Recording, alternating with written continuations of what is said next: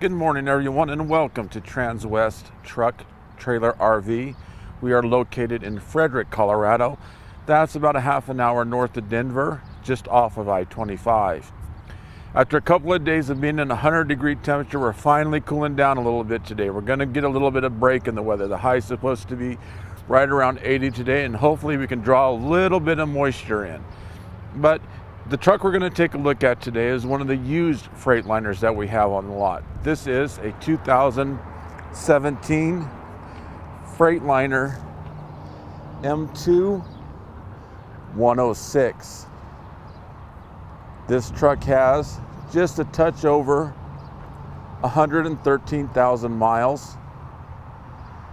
The conversion is Western Hauler. So as we take a look from the side view profile, we notice that it is a metallic black. So once we get a little bit closer, you can see the gold specks in it. Another thing that we notice is that this is a flatbed, which is a little bit different than some of the conversions that we see out there. It comes with one storage bin located here. And as you can see from the side, the row of orange lights that runs across the bottom. As we take a look at the steps, you can see that there's rubber implemented into there, which will assist us in getting up and in the vehicle. As we come on forward, we see the Western Hauler badge located right here. Now as we come on forward and take a look directly in front of the truck, and we're going to work from the ground up, we see the bumper broken into three parts. The logic being, if we are in an accident and ding it right here, we can simply swap that out without having to do the entire bumper. We come on up to the grill, we can see the Freightliner badge located here. As we go on up and take a look at the windshield, we find 2,500 square inches of glass. So that really makes visibility outstanding in this particular truck, because you can see not only in front of you, but things along the side as well. Right above that is another row of orange lights. So at nighttime, this truck really lights itself up.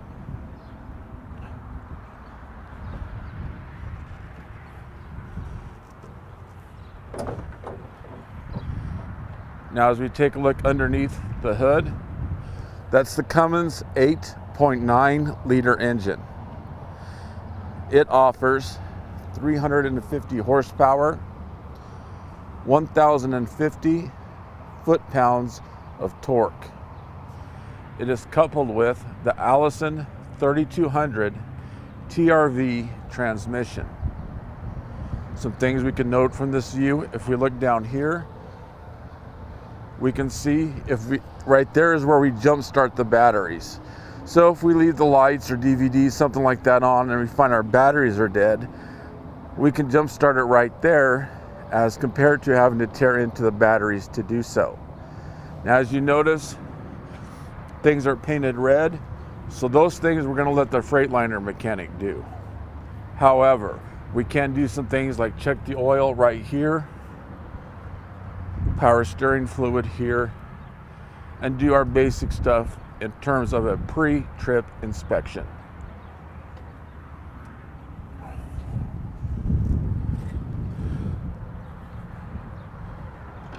To fasten the hood down, simply strap it right here. Now let's take a look at the tires. We did put brand new tires on it. Those are Michelin 255 80 R22.5. Right here is the block heater for cold months. As we take a look at the driver's seat, These seats are heated You turn those on, shut those off right here. This one comes with a black croc leather interior.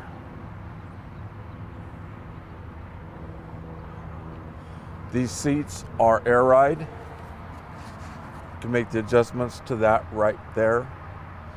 When you start your Freightliner, you can do it from the ground. Now you turn that key about halfway. Let those gauges go all the way over and basically reset themselves. And then start your truck. If you get in a hurry and you do that prematurely, there is a chance it'll kick a code that simply doesn't exist. This brightens and dims the dash lights right there. This is a kill switch. There's a lot of electricity and voltage going through that truck. So it's just a good practice to get into to shut that kill switch off when you're done with your travels.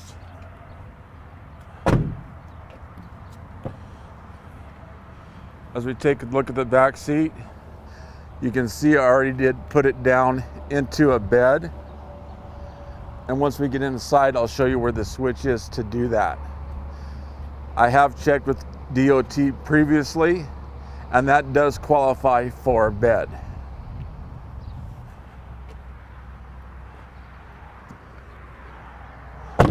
As we continue on and focus on the bed of the truck, you can see it's already lined. It comes with a gooseneck ball located right there. In addition to tie downs located on both sides. Here is where we put the lights for the gooseneck. An additional row of lighting running across the back. As we continue on down, lights for the bumper pull and the bumper pull hitch located right there. So I realize that people that are looking for these are kind of comparing them to pickup trucks as well. So let's go over a couple of the differences. Well, safety is the biggest difference between this and a particular pickup. And I completely understand and realize that the pickup trucks can really tow a lot. But my question is, once you get going, what's gonna stop you? So these come with air brakes in them. So as we compare air brakes to hydraulic, if we get a small leak in the lines, okay, we have an unlimited supply of air. We can still use these brakes. Well, hydraulic, you get a slight leak in it, it continues to leak out until either the hose is replaced and it's refilled, or there's simply nothing left, and you go to use the brake and there's simply nothing there. So that's one advantage. Yet another one is simply the size and the mass. If we are in a wreck in a pickup truck, well, the odds of us walking away from it are substantially lower than if we are in a wreck with one of these. Now, finally, let's talk about the difference financially, okay? This truck is a little bit more upfront than, for example, a Chevy or GMC would be. However, if you look at and project the longevity of the vehicles, we're gonna be able to go through this at the same time as 3 or 4 pickups. So the initial cost may be a little bit higher, but if you look long term, this is a smarter investment to make.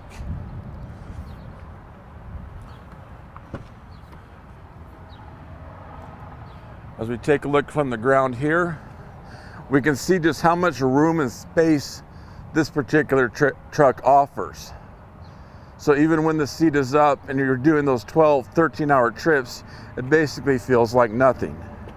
And down here, we can get a good shot of the DVD player as well. Larry, we do have a question. Sure.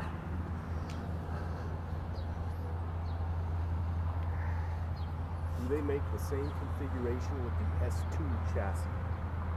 With the S2 chassis. This particular configuration is for the Western hauler. This is a Western hauler conversion. And so each company kind of does their own thing. from Summit Hauler, which is us, Western Hauler, sports chassis, things like of that nature, is specifically designed from that conversion company. Okay. As we take a look at the passenger seat,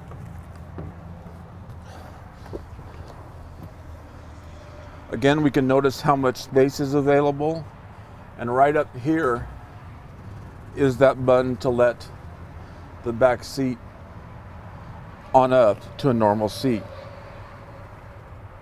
Underneath here is access to the cab air filters.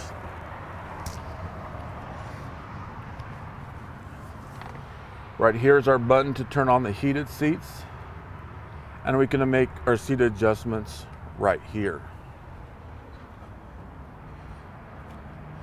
Now let's crawl on in and take a closer look at the cab.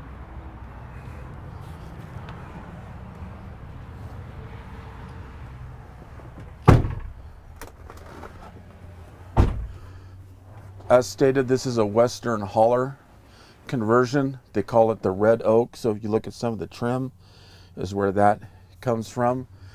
If you look at the dash, you see how it wraps around. You know, some of them are flat, which makes it harder to get to. So if we are sitting over here and want to roll down a window, it's easy to get to over here. Now, cruise control located right here.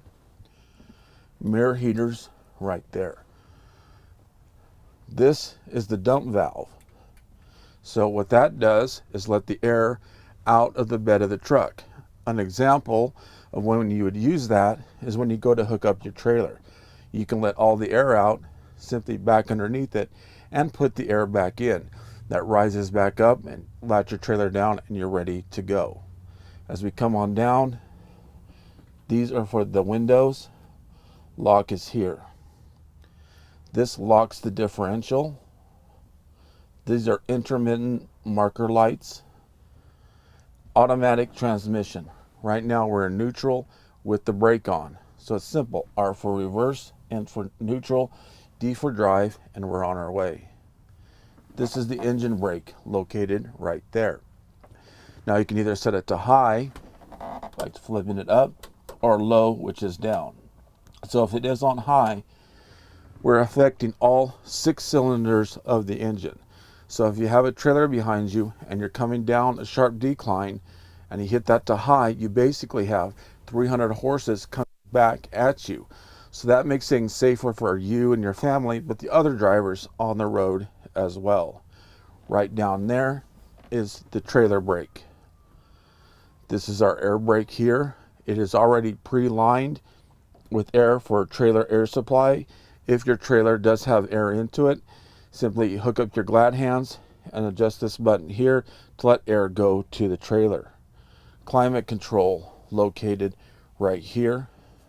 As we look at the console, we can see a couple of cup holders. In addition, headphones for the DVD player and manuals in there as well. This is stock number 5U220288. If you have any other questions about it, please feel free to give me a call, 970-370-4067, the work extension 303-684-3404. Feel free to email me at larry.vickers@transwest.com. Thanks for tuning in today.